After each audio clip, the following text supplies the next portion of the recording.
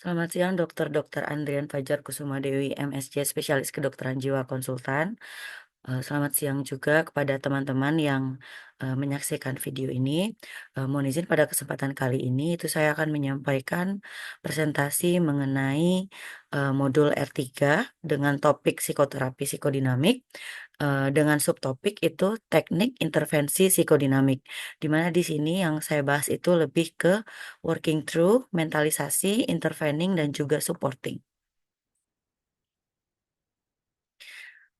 Prinsip dasar dari teknik psikodinamik ini sendiri, itu, adanya perubahan yang dapat kita lihat itu melalui 2 hal, yaitu dari insight atau ini bisa disebut juga uncovering dan juga, supporting. Di mana dari, teknik psikoterapi psikodinamik ini sendiri itu fokus terapinya itu lebih ke konflik yang tidak disadari oleh, pasien dan juga ini dalam rangka untuk terbentuknya relasi yang sifatnya terapeutik antara terapis dan juga, pasien ataupun kliennya. Adapun untuk tekniknya sendiri itu tidak sama setiap pasiennya karena akan dipilih sesuai dengan kondisi pasien saat itu.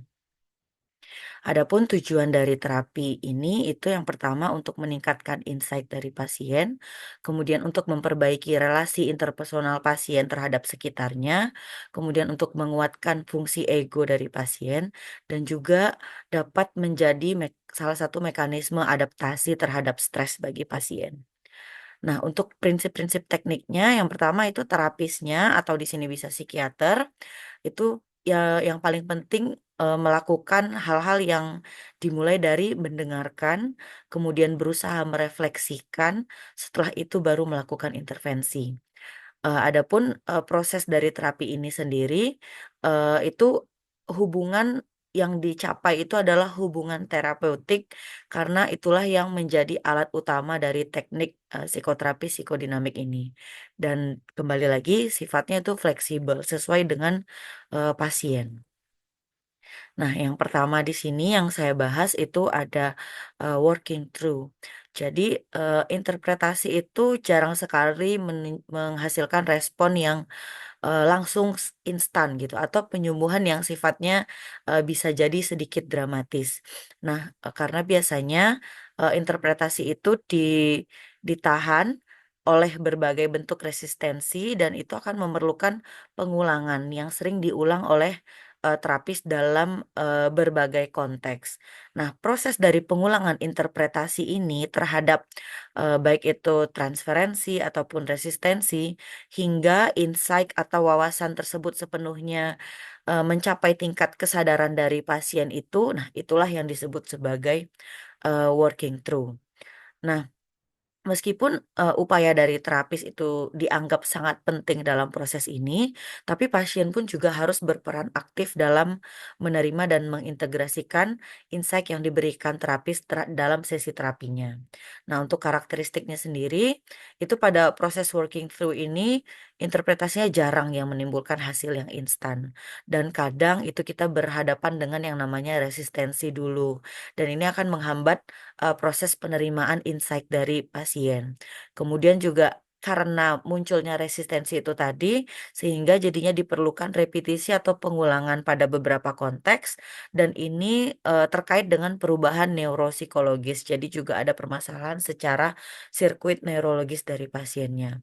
Adapun peran dari terapis dan pasien pada sesi ini, itu yang namanya terapis berusaha untuk memberikan interpretasi secara berulang dan untuk pasien itu diharapkan dapat menginternalisasi insight, di dalam diri pasien di antara sesi-sesi terapinya tersebut. Nah, insight itu perlu diulang, mulai itu dipahami, kemudian diterima, hingga internalisasi. Jadi kalau pada working through ini, itu kita mengenal adanya triangle of insight. Jadi diharapkan apabila, ketiga hal ini itu dilakukan, itu dapat, menghasilkan pola yang tadinya tidak disadari pasien menjadi lebih disadari, kemudian juga pasien lebih memahami dirinya sendiri, dan pasien pun juga menjadi akan lebih meningkatkan kontrol terhadap, emosi dan perilaku. Nah, ini dapat digunakan pada, teknik psikoterapi psikodinamik, terutama terapi yang sifatnya itu lebih ekspresif gitu, bukan, suportif. Karena diharapkan insight ini tadi akan terjadi, atau akan dicapai pada, pasien. Nah, untuk fase-fase dari working through ini, ada fase yang pertama, itu limited awareness. Jadi pada masa ini biasanya insight-nya masih sangat minim, kemudian resistensinya masih sangat kuat, dan pasien itu masih cenderung mengeksternalisasi masalah yang ada pada dirinya. Artinya ia fokus dalam mencari apa sih penyebab masalah tersebut terjadi, begitu. Nah, ketika si pasiennya sudah mulai eh, masuk di fase kedua, increasing awareness. Nah, itu insight-nya sudah mulai meningkat, kemudian, perilaku yang maladaptif sudah mulai berkurang meskipun masih dilakukannya juga sesekali, dan biasanya sudah mulai muncul konflik afektif. Nah, pasien sudah mulai merasa cemas di sini, karena di sini pasien sudah mulai sadar akan permasalahannya, mulai sadar kalau ia butuh bantuan. Beda sama fase pertama tadi di mana ia hanya fokus mencari mencari penyebab dari masalahnya tersebut. Nah, setelah masuk ke fase ketiga, itu adanya perubahan yang menetap atau lasting change, di mana ini pola pikir dan perilaku sudah mulai lebih adaptif, kemudian afeknya pun sudah mulai lebih stabil. Artinya di sini pasien sudah mulai bisa menerima apa yang terjadi pada dirinya dan perlahan-lahan mulai terjadi perubahan yang terinternalisasi itu tadi. Baik, selanjutnya ini untuk, contoh dari working through. Misalnya pasiennya mengatakan, "Saya selalu ditinggalkan oleh pasangan saya." Nah, sebagai terapis itu kita harus memikirkan, 3 hal terkait yang dikeluhkan oleh pasien, yaitu kita harus mencoba menghubungkannya dengan pengalaman masa kecil pasien, karena bisa jadi ada hubungannya dengan masa kecil pasien. Kemudian juga kita harus, mengkaji pola relasi yang berulang, artinya apa saja sih relasi yang terjadi di kehidupan pasien yang kira-kira akan berhubungan dengan keluhan pasien ini. Kemudian kita akan mencoba mengeksplor dan melakukan pengulangan di setiap sesinya terkait, hal-hal yang kita temukan tadi terhadap keluhan pasien yang selalu merasa ditinggalkan oleh pasiennya ini tadi. Nah, kemudian kita masuk yang kedua, yaitu mentalisasi. Nah, kemampuan untuk memahami pikiran diri sendiri dan juga mampu membayangkan apa yang dipikirkan oleh orang lain atau apa yang ada di dalam pikiran orang lain, itu yang disebut dengan mentalisasi. Nah, jadi kemampuan dalam memahami keadaan mental diri kita sendiri dan juga orang lain itu disebut dengan mentalisasi. Dan apabila pasien tersebut berhasil mencapai tahap ini, itu disebut juga, sudah mampu mencapai, reflective capacity. Nah, ini yang sering kita kaitkan dengan kapasitas mental dari seseorang. Nah, gunanya mentalisasi ini supaya lebih bisa meregulasi afek, kemudian lebih bisa mengontrol impuls. Jadi respon itu kita lebih bisa pasien tersebut lebih bisa mengontrolnya, sehingga tercapailah relasi interpersonal yang lebih baik. Nah, pasien yang sering mengalami, kesulitan dalam mentalisasi ini sering menganggap bahwa orang lain itu harus merasakan apa yang ia rasakan. Padahal belum tentu orang lain itu bisa mencoba berada di posisi orang lain. Nah, justru sebagai diri pasien sendirilah yang berusaha untuk memahami, posisi orang lain dalam memandang dirinya gitu. Kita tidak bisa, eee berharap semua orang itu mengerti dengan posisi, kita saat itu. Nah, kira-kira, seperti itulah, apa, yang disebut dengan kemampuan mentalisasi ini tadi. Nah, untuk tekniknya itu ada teknik yang curiosity stance, ini terkaitan dengan rasa penasaran terhadap diri sendiri dan juga orang lain. Kemudian not knowing stance, mana hal yang tidak perlu diketahui. Kemudian belajar untuk mengeksplorasi, perspektif. Jadi apabila ada satu masalah itu belajarlah mengeksplor dari berbagai sudut pandang, tidak hanya sudut pandang kita sebagai yang mengalami masalah, tapi juga sudut pandang orang lain yang, memandang kita gitu, dan atau misalnya memandang si pasien tersebut. Nah, untuk tekniknya yang pertama itu stance, di sini tadi yang curious sama yang not knowing artinya Eee, meminta pasien itu untuk menggambarkan apa yang mereka alami, kemudian kita berempati terhadap pengalaman mereka, kemudian berusaha untuk mengklarifikasi dan mengeksplorasi emosi mereka. Ini kita sudah mulai masuk ke fase yang, intervensi. Kemudian juga mempertimbangkan apa pikiran mereka terhadap, hubungan tersebut. Nah, makanya kita bisa mulai dengan pertanyaan, "Apa yang Anda rasakan?" Kemudian, "Apa yang orang-orang pikirkan tentang Anda, menurut Anda?" Gitu. Jadi kita berusaha menggali, perspektif dari si pasien terlebih dahulu. Nah, kalau seandainya sudah terkumpul dari berbagai perspektif tadi, itu baru kita mulai belajar labeling kepada, pasien tersebut. Lebih fokus terhadap labeling supaya, pasien itu lebih bisa menerima kondisinya dan hanya memikirkan kondisi yang sekarang saja, tidak perlu jauh-jauh memikirkan sampai ke yang depan. Nah, prinsip utamanya itu membantu pasien untuk memikirkan pikirannya sendiri, fokus terhadap apa yang terjadi di pikirannya dan juga orang lain. Mulai dari teknik yang kita gunakan, mulai dari klarifikasi, kemudian eksplorasi, kemudian perspektif taking, kemudian linking effect thought, berusaha menghubungkan emosi dengan pikiran, kemudian fokus terhadap perasaan dan pikiran yang saat ini saja. Sebagai terapis itu kita tidak boleh menghakimi, kemudian kita tidak boleh bertanya atau menggali akan dasar ingin tahu gitu. Nah, kita memang fokus untuk, berusaha pasien ini lebih, bisa mengenali dirinya sendiri dan lebih bisa mengenali, bagaimana kondisi dirinya ketika berusaha berada di posisi orang lain. Nah, kita berusaha membantu pasien untuk merefleksikan dirinya, bukan membantu memberi jawaban. Harapannya supaya pasien mampu memahami diri sendiri dan mampu juga memahami orang lain dengan lebih adaptif. Nah, kemudian kita masuk ke yang 3 itu intervening atau intervensi. Intervensi ini dilakukan secara repetitif dan sistematif, dan sangat memerlukan kesabaran, karena dengan kesabaran inilah, terapeutik tadi itu bisa tercapai. Prinsipnya itu kita tidak boleh menyalahkan pasien, kemudian jangan sampai terjadinya kontra transference, dan, tetap semangat untuk melakukan yang namanya repetisi. Tujuannya itu kita untuk mensupport fungsi ego dari pasien dan, berusaha untuk meng-uncover konflik yang tidak disadari dari pasien. Nah, ini adalah, teknik dari, intervening ini sendiri atau intervensi, mulai dari interpretasi, kemudian kita mengobservasi, kemudian perlahan-lahan mengkonfrontasi, klarifikasi, hingga kita memberikan advice dan praise atau nasihat. Jadi, jangan sampai baru di awal itu kita langsung memberikan nasihat kepada pasien, tapi kita harus melalui, eee, apa namanya, stage-stage tertentu ini dulu.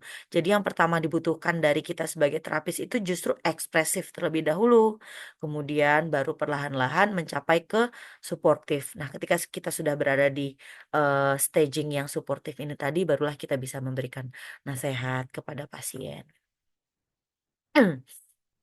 Nah, pada dasarnya untuk intervensi ini ada yang basic, ada yang empathic, ada yang supporting, ada juga yang teknik supporting yang sifatnya lessening effect, containing effect, dan juga reinforcement. Untuk yang basic itu seperti biasa kita memberikan psikoedukasi, arahan, pertanyaan, gitu.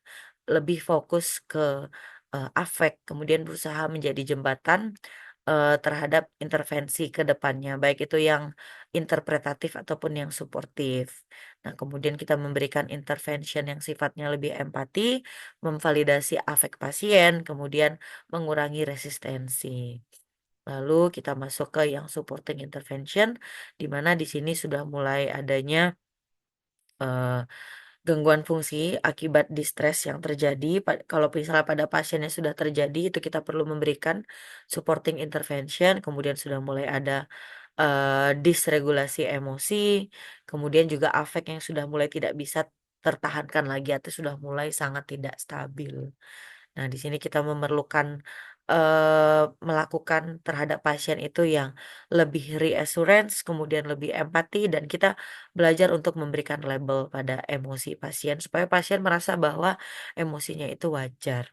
Kemudian kita mulai, berusaha mempertahankan lingkungan sekitar pasien, dan juga, lebih memberikan sikap yang terapeutik, tapi lebih stabil. Nah, kemudian kita masuk yang keempat yaitu yang supporting. Di sini tujuannya untuk memperkuat fungsi ego, menstabilkan emosi, serta membantu coping pasien. Biasanya ini digunakan pada pasien dengan ego yang lemah sama pasien yang sedang mengalami krisis psikologis. Nah, jenis dari supporting ini ada yang sifatnya assisting, ada yang sifatnya itu supplying. Yang assisting ini untuk membantu pasien menggunakan kapasitas di dirinya yang memang sudah ada.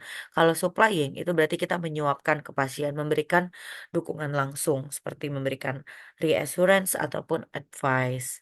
Eh, Kemudian ini contoh dari yang supporting. Yang pertama itu, ayo mari kita pikirkan bersama apa ya solusi dari masalah ini. Kemudian kita tanyakan ke pasien, kira-kira apa pilihan yang akan Anda lakukan terhadap permasalahan ini gitu. Nah, jangan lupa kita juga tetap menunjukkan empati dan validasi. Anda sudah berusaha dengan yang baik, gitu. Anda sudah melakukan yang terbaik kok ini gitu. Jadi, kita tetap memberikan dukungan kepada pasien di samping kita juga membantu mencarikan solusi. Ini dengan catatan jika pada pasien itu tidak memiliki, supporting yang, cukup baik gitu, yang sudah ada. Nah, indikasi, seorang pasien itu kita perlu berikan, teknik yang supporting ini, itu pada pasien yang distressnya sangat tinggi, insight-nya cukup rendah, kemudian reality testing-nya terganggu, sama sedang mengalami krisis akut. Nah, inilah makanya pada pasien dengan psikotik, itu pasti kita sering memulainya dengan psikoterapi yang supporting terlebih dahulu gitu. Karena pasien psikotik itu ya memiliki ciri-ciri ini tadi, insight rendah, reality testing-nya juga terganggu, distress-nya juga sangat tinggi. Nah, pada saat kondisi ini, justru kalau kita berusaha mengeksplor terlalu mendalam, justru itu malah memperburuk keadaan pasien. Jadi kita lebih fokus ke supporting aja. Nah, integrasi dari teknik, keempat teknik ini, itu sebenarnya tidak hanya uncovering saja atau yang apa namanya, yang di awal saja, tapi juga bisa yang kombinasi, yaitu supporting disambil dengan uncovering dan ini akan disesuaikan, setiap, sesinya. Jadi terapis itu harus mampu mengkombinasikan kapan supporting dan kapan yang uncovering sesuai dengan kebutuhan pasien. Karena kalau yang uncovering itu kan kita benar-benar menggali pasien sampai ke dalam-dalamnya gitu. Sementara kalau supporting enggak, kita hanya mensupport dari luar luar saja. Tapi kadang juga diperlukan kombinasi dari kedua hal ini. Nah, kita perlu memikirkan kapan kita harus melakukan terminasi. Jadi ketika psikologis pasien kita lihat sudah mulai tidak teratur lagi, sudah mulai tidak siap, itu tidak ada salahnya kita melakukan terminasi.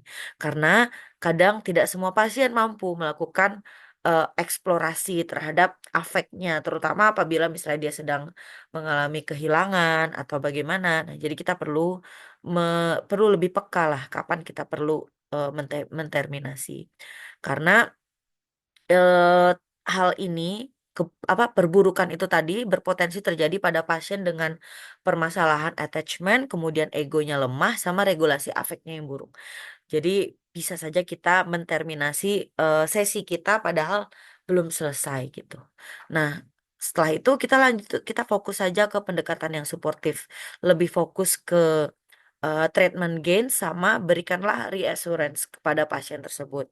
Dan kita juga mulai bisa melakukan tapering off sesi secara bertahap, namun tetap diiringi dengan follow up yang intermittent, artinya tidak perlu setiap hari, tapi di jarak saja gitu. Nah, akhirnya kita fokus ke terapi yang sifatnya maintenance aja. Ini pada pasien yang butuh dukungan jangka panjang, karena ini untuk mencegah terjadinya dekompensasi secara klinis terhadap pasien tersebut. Nah, inilah yang harus kita perhatikan pada teknik yang, supporting. Baiklah mungkin, sekian presentasi dari saya mengenai teknik, psikoterapi psikodinamik terutama dari 4 aspek tadi yang, working through, mentalisasi, kemudian, mmm, supporting, dan juga intervening. Mohon bimbingan dan asupannya Dokter Rian dan juga mohon ilmu dan sharingnya dari teman-teman semuanya. Terima kasih. Assalamualaikum warahmatullahi wabarakatuh.